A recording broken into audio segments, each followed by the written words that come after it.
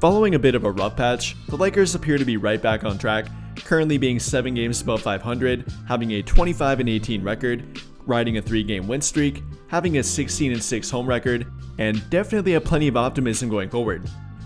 And well, a big part of that optimism does happen to be with the return of Jarred Vanderbilt. He finally returned last night after nearly a year off the court, being out since February 2nd of last year, coming back on January 25th of this year, and immediately making a pretty big impact for them too. Now, he only played about 12.5 minutes, but in that limited time frame, he definitely made an impact. Despite obviously being on a minute restriction, no word about what it is quite yet. I imagine it was about a 15-minute restriction, maybe even a little bit less. But in that 12.5 minute time frame, the guy really filled it up, having 2 points, 4 rebounds, 2 of which being offensive rebounds, 2 assists, and 3 steals. And again, only in about 12.5 minutes, and coming from a guy that's not really known to put up numbers, but simply making an impact and bringing energy on the court. Which, don't worry, he definitely did plenty of that as well. And with that in mind here, now with Jarred Vanderbilt being back for their team, how might they or how will they look different? And what can we truly expect from Jarred Vanderbilt in regard to transforming their team's defense? We'll talk about that and much more throughout today's video. But before we get too far into it, I want to introduce, or rather reintroduce, my third channel, JSM Clips. Here I'll be posting clips of content on my main channel, my second channel, JSM Plus, where I talk about non-Lakers related NBA content, and simply make shorter videos about updates, quick topics that really don't require an 8-minute video plus, and that's where you'll find that kind of content. So be sure to check it out if you want more content from me, direct to the point content, both about the Lakers and other NBA teams as well. So again, would really appreciate it if you checked it out. But without further ado, let's get back to our topic. And with Jarred Vanderbilt, I think you guys start by talking about the guy's energy.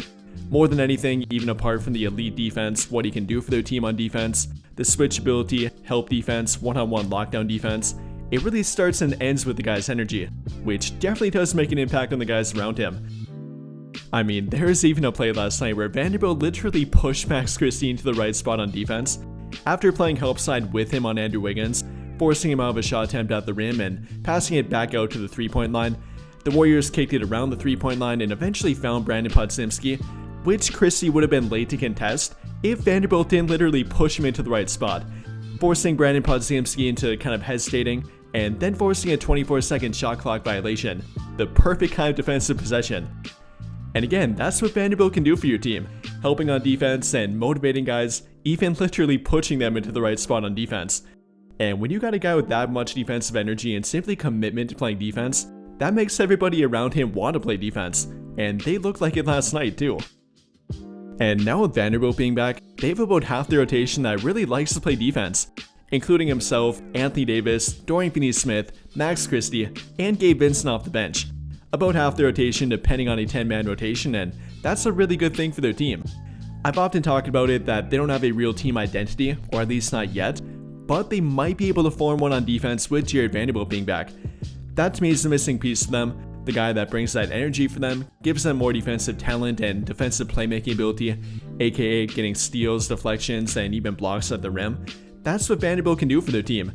And potentially down the line here, maybe in a couple of weeks, maybe they could build that defensive identity. And well, if they're going to do that, they're definitely going to have to make some good defensive lineups, and they had a real good start with that last night. Almost immediately after checking into the game, they called a timeout and then brought a different lineup out with Jarred Vanderbilt, and that lineup included the perfect 4-man defensive combination in my opinion. That being Max Christie at shooting guard, Vanderbilt at small forward, Dorian Finney-Smith at power forward, and Anthony Davis at center. I know I've talked about it a bunch lately and brought it up quite a bit, but I did not expect to see it that quickly upon Vanderbilt's return. But within about 2 minutes on the court, they showed that lineup and it worked really well for them too. Having plenty of switchability, they actually went to a bit of a zone defense with them, and that was probably the best they have looked in a zone defense throughout the entire season thus far. Playing pretty well, being a little bit discombobulated. I mean, it's really hard to track a team like Golden State with all the movement and shuffling they do around the court, all the screen navigation required of it, but those four work really well together and it's really not that shocking. I mean, between the defensive talent and playmaking ability on the court, they have everything they need to form a good defensive lineup, and then they even took it a step further, replacing Austin Reeves after about a minute with Gabe Vincent. And that right there might be their best and most realistic defensive lineup they could possibly make within their rotation. Gabe Vincent at point guard, being their best point guard point of attack defender, not overall point of attack defender, but simply at point guard. Then with Christie at shooting guard, Vanderbilt at small forward, Dorian Finney-Smith at power forward, and Anthony Davis at center. Again, definitely wasn't expecting to see that lineup that quickly, but I'm completely open to it.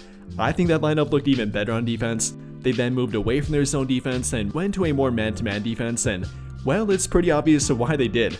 All the defensive talent on the court there, having elite point of attack defense, great wing defense, extremely switchable defense, and then an elite rim protector behind them, you gotta go man-to-man in that kind of defensive lineup.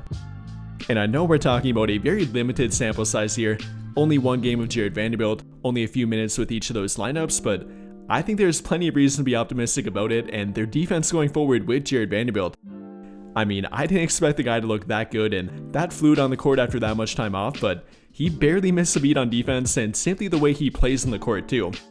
Obviously, the offense and the three-point shooting won't be there quite yet. That'll probably take the most time to come back if it ever does come back. We're not talking about a great offensive player to begin with and not a great three-point shooter, but simply about that defense, the energy, and how he makes other guys around him want to play more defense and be more committed to the hustle plays. That will never leave, and how he makes other guys around him more committed to playing defense and actually want to play defense, that will never go away with Jared Vanderbilt, and something that he naturally brings to the team, or really any team for that fact. Even in his first game back, only playing about 12.5 minutes, the guy made a real impact out there, and it was blatantly obvious to see if you watched the game. And I know we're not a big fan of the small ball lineups, but probably for the first time this season, they look pretty good out there with one. AKA no Anthony Davis or Jackson Hayes or any other real big quote-unquote on the court. They had Jared Vanderbilt in that role for them, with either LeBron and or Dorian Finney-Smith beside him, therefore being pretty big without a true center, and still looking pretty good. Now obviously that can't work for every matchup, and it was a pretty good matchup for it against a team like Golden State, who are very small, their biggest player in the rotation being about 6'9", other than Quinton Post, who they recently added back to their rotation, but the Lakers really didn't play that lineup with Quinton Post on the court, and they actually look pretty good and versatile defensively with that kind of lineup. Now, I obviously wouldn't go with that lineup compared to the other ones I talked about, but it does give them more options, and that's what you want on defense. Whether you're playing against a smaller team, a bigger team, or whatever it might be, they have more options with Jared Vanderbilt on defense, and that's what you want too. With all of that being said though, what do you guys think? What were your takeaways from Jared Vanderbilt's debut, primarily on defense, and how the Lakers looked on defense with him, and how do you think that can affect their team going forward? Maybe even quote-unquote unlocking their defense. Let me know your thoughts in the comments down below. But I think that'll pretty much do it for this one, and if you enjoyed the video, then I would greatly appreciate it if you dropped a like, subscribe to the channel if you have not already, and hit that notification bell to never miss out when I upload a video. But as always, thank you for watching and have a great day.